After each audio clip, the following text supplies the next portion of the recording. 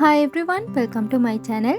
இன்றைக்கி நாங்கள் வீடியோவில் பார்க்க போகிறது டேஸ்டான தேங்காய் ரொட்டியும் நல்ல உரப்பான கட்டை சம்பலும் எப்படி செய்கிறேன்னு சொல்லி பார்க்குறதுக்கு வாங்க வீடியோக்குள்ளே போவோம். இன்றைக்கி நான் 1/4 கிலோ அளவுக்கு கோதுமை மாவு எடுத்திருக்கிறேன். இப்போ இதில் அரைவாசிக்கு மாதிரி தேங்காய் எடுத்திருக்கிறேன். தேங்காய் துருவல் எடுக்கக்குள்ள நல்ல ஃப்ரெஷ்ஷான தேங்காய் துருவலாக எடுத்துக்கோங்க. தேங்காய் எவ்வளோத்துக்கு சேர்க்குறோமோ அந்த அளவுக்கு ரொட்டி நல்லா சாஃப்டாகவும் டேஸ்ட்டாகவும் இருக்கும். இதில் நான் பெரிய ஒரு வெங்காயத்தை சின்னதாக வெட்டி சேர்த்திருக்கிறேன். இதோடவே பச்சை கொச்சிக்காய் அதையும் சின்னதாக வெட்டி சேர்த்திருக்கிறேன். தேவையான அளவுக்கு உப்பும் சேர்த்துட்டு இப்போ இதை நல்லாவே மிக்ஸ் பண்ணிக்கூட வேணும். வெங்காயம் பச்சை கொச்சிக்காயோட ஃப்ளேவர் எல்லாம் மாவோட நல்லாவே சேர்ந்து வர வேணும். உங்களுக்கு தேவைண்டா கொஞ்சமாக கருவேப்பிலை எடுத்து அதையும் சின்னதாக வெட்டிட்டு சேர்க்கலும். அதோட ஃப்ளேவரும் டேஸ்ட்டும் கூட நல்லா இருக்கும். இப்போ இதை பிணையிறதுக்கு நான் லேசான சுடு தண்ணி இருக்கேன்னா அதை எடுத்து கொஞ்சமாக ஊற்றிருக்கிறேன். ஏற்கனவே வெங்காயத்தில் தண்ணி இருக்கும், அதே மாதிரி தான் தேங்காயும் சேர்த்துருக்கிறனால எங்களுக்கு தண்ணி கொஞ்சமாக தான் தேவைப்படும். அதனால் பார்த்து சேர்த்து இந்த மாதிரி நல்லாவே சாஃப்டாக பிணைஞ்சு எடுத்துக்கோங்க. இந்த மாதிரி பிணைஞ்சதுக்கு பிறகு நான் இதில் கொஞ்சமாக தேங்காயும் சேர்த்துருக்கிறேன். மாவு காயாமல் இருக்கிறதுக்கு ஒலிவ் ஆயில் இருந்தால் அது கூட நீங்கள் சேர்த்து குறையலும். இப்போ எல்லாத்தையும் சேர்த்து மாவை இது மாதிரி நல்லா சாஃப்டாக பிணைஞ்சு எடுத்துக்கோங்க. ரொட்டி தட்டுறதுக்கு இந்த மாவை சின்னதாக குழி பிடிச்சி அது மாதிரி நீங்கள் செஞ்சு குறையலும். அப்படி இல்லாட்டி நான் இன்றைக்கி என்ன செய்ய போகிறேன்னா ஒரு ஒர்க்கிங் போர்டில் கொஞ்சமாக மாவு டஸ்ட் பண்ணிவிட்டு அதில் இந்த மாவு வச்சு நல்ல பெரிய ஒரு ரொட்டியாக தட்டி எடுத்துக்க போகிறேன். மெல்லிசாவும் இல்லாமல் மிச்சம் தடிப்பாவும் இல்லாமல் தட்டிக்கோங்க. கையால் செய்கிற கஷ்டமாக இருந்தால் ஒரு ரோலிங் பின் வச்சு கூட நீங்கள் இதை ரொட்டி தட்டி எடுத்துக்குறையிலும். இப்படி செய்கிறது எங்களுக்கு கொஞ்சம் வேலை ஈஸியாகவே இருக்கும். அதனால் இது மாதிரி செஞ்சுக்கோங்க.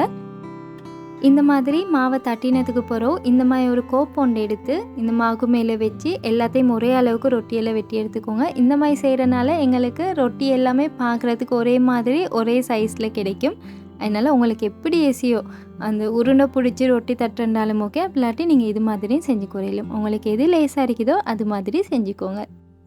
இந்த மாதிரி செஞ்சதுக்கு பிறகு மீற இந்த மாவெல்லாம் இருக்குன்னா இதை எடுத்து அடுத்து நாங்கள் பெரிய இன்னொரு ரொட்டி ஒன்று தட்டிட்டு அதுலேயும் இந்த கோப்பையை வச்சு ரொட்டி வெட்டி எடுத்துக்கிறோம். இப்போ எல்லாமே ரெடியாக இருக்குது. அடுத்து நாங்கள் ரொட்டியை சுட்டுக்குருவோம்.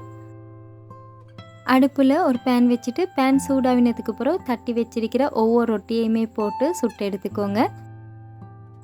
இந்த மாதிரி சேர்த்து ஒரு பக்கம் லேசாக வெந்ததுக்கு பிறகு மற்ற சைடும் திருப்பி போட்டு வேக வைங்க. இது மாதிரி 2 சைடுமே கொஞ்சம் தடிப்பமாக தானே இருக்குது, அதனால் திருப்பி போட்டு 2 சைடும் நல்லாவே வேக வச்சு எடுத்துக்கோங்க.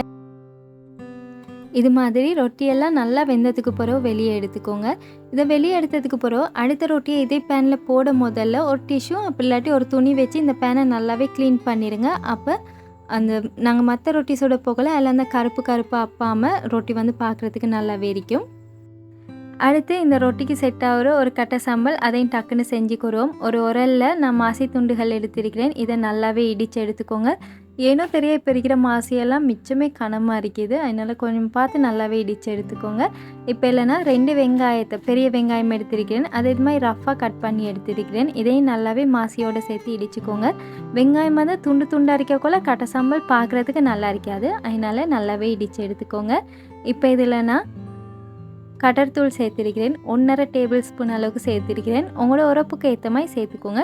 கலருக்காக வேண்டி கொஞ்சமாக தனி மிளகாய் தூள் சேர்த்திருக்கிறேன். இதோடவே தேவையான அளவுக்கு உப்பும் சேர்த்துட்டு இப்போ எல்லாத்தையும் நல்லாவே ஒரு பேஸ்ட் மாதிரி ஆகுற அளவுக்கு நல்லாவே இடிச்சுக்கோங்க.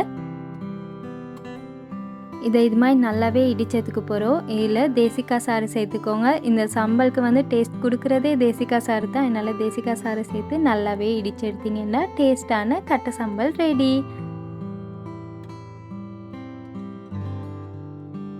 சுட ஒரு இஞ்சி பிளேண்டி சாஃப்ட் அண்ட் டேஸ்டான தேங்காய் ரொட்டி, இதோடவே நல்ல உரப்பான கட்டை சம்பல், இது 3 இருந்தால் போதும், அவ்வளோ டேஸ்ட்டாக இருக்கும்.